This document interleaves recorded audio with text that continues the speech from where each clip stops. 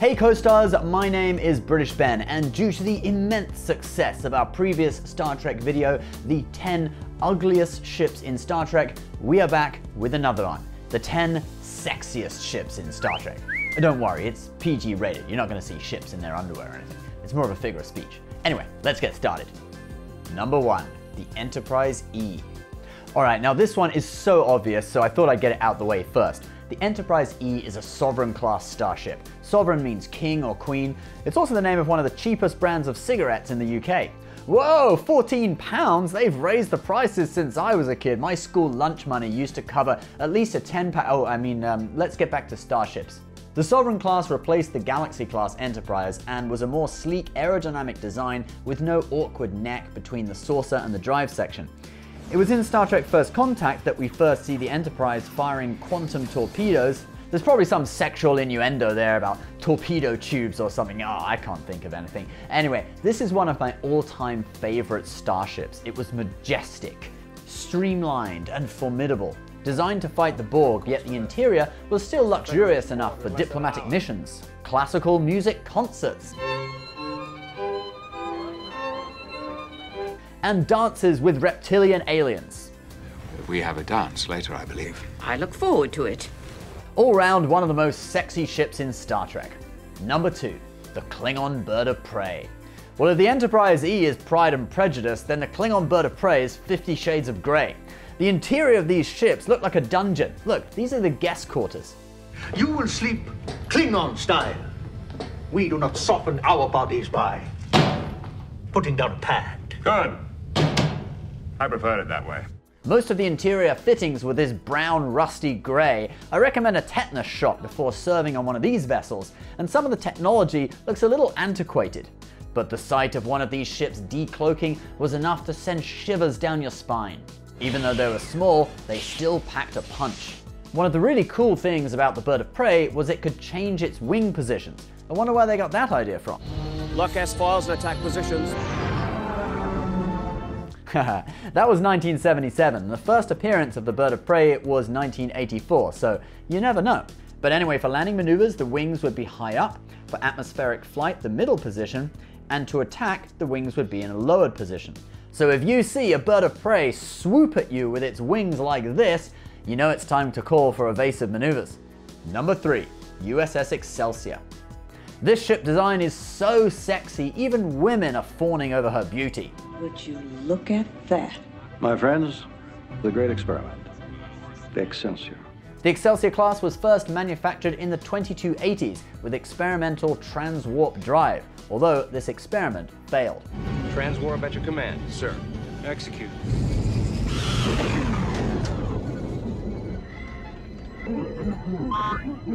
Although it failed, the design did make it into service and became one of the mainstays of Starfleet, serving for about 100 years, like those old-fashioned Earth craft that just kept on going, such as the HMS Hermes aircraft carrier, launched in 1953 with the British Royal Navy and sold to India in 1985, serving as INS Virat with the Indian Navy until 2017.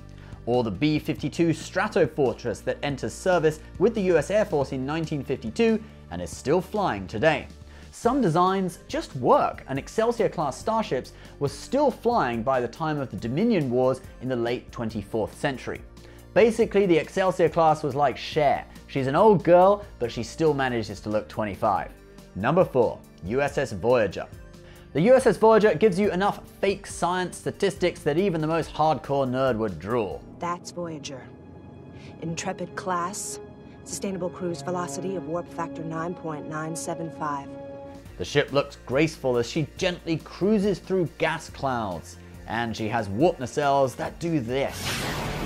The interior of the ship was a muted executive grey with lower key lighting than the Enterprise, and its warp core looked and sounded like this.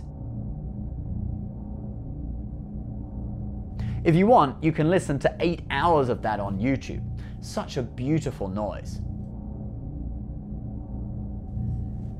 Alright, switch it off. That's enough of that. And like the Excelsior class, Voyager lasted a long time. In Star Trek Discovery, we see a version of Voyager serving in the 32nd century. USS Voyager. Jay, that's 10 generations of evolution? Number 5. Romulan Valdore type Warbird. Now you may know the Romulan Diderodex class Warbird from the Next Generation. Kind of cool, but a bit goofy at the same time with that massive space between its wings. But in Star Trek Nemesis, we get to see an updated version of the Romulan Warbird. The commanding officer calls it the Romulan Warbird Valdore, and it's a much more streamlined version of the ship. It was designed by legendary Star Trek ship designer John Eves. These are some of his original sketches. The one on the right seems to have been used in Star Trek Picard for Commodore O's ship, but it is the one on the bottom left that was further developed into this design for Nemesis. We see two of these ships fight alongside the Enterprise against the Scimitar at the Battle of Basin Rift. Now the ship is green like a Klingon Bird of Prey and does have that similar feather pattern on its wings. John Eves tells the story behind that on his blog. In Star Trek 3, I heard the Warbird and the aliens were to be Romulans. Due to the budget, they kept the ship but turned it into a Klingon vessel because Paramount had a surplus of Klingon costumes to use instead of putting up the cash for new outfits and makeup. Thus, the Klingons were piloting a bird of prey. So from there, I started my idea that the Klingons stole or bought this Warbird or its technologies and made it their own. This would keep the overall look connected to the Romulans. From there, the Romulan Warbird Valdore could easily fit into the design realm of what was seen before, only heavily modified. So what you get is something that looks both Klingon and Romulan, a pretty deadly ship indeed. Although I'm not sure if it was really that deadly. Look at this.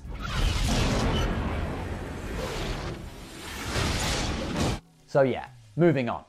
Number 6, Jem'Hadar Fighter.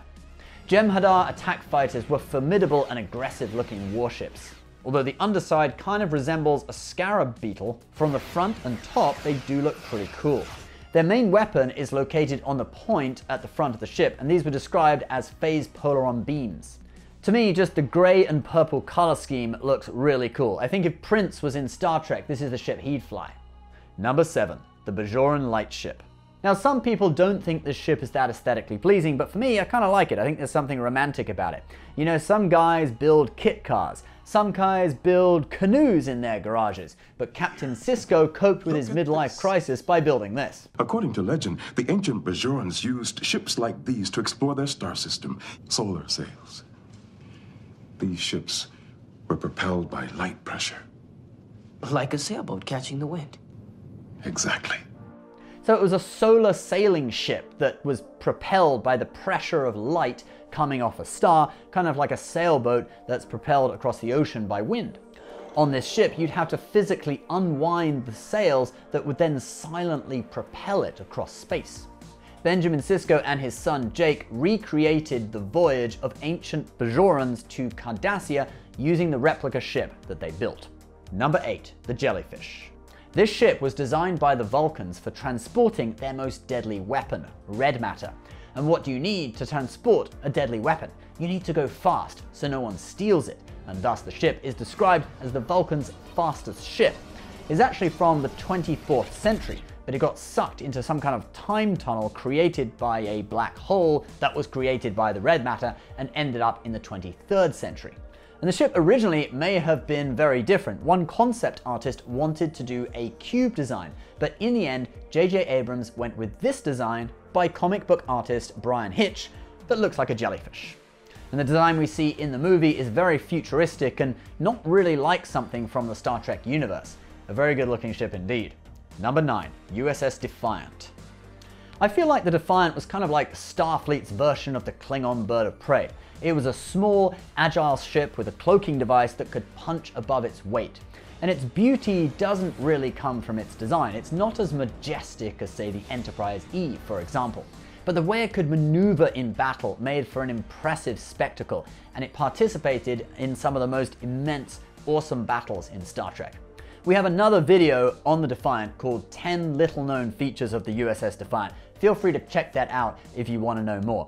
And now it's time for a 10th and last sexy Star Trek ship, which is number 10, the Delta Flyer. So the Delta Flyer was designed and built by Tom Paris and some other members of Voyager's crew in order to retrieve a probe trapped in a planet's atmosphere. It was originally meant to look like this, but Tuvok made Tom Paris remove the two massive tail fins. Such a shame. Paris wanted to build a hot rod. And yeah, I guess it still was a pretty cool ship, Paris still managed to sneak a few old airplane-style switches and a physical joystick into the design. And it turned out to be a very maneuverable ship that could hold its own against enemy craft.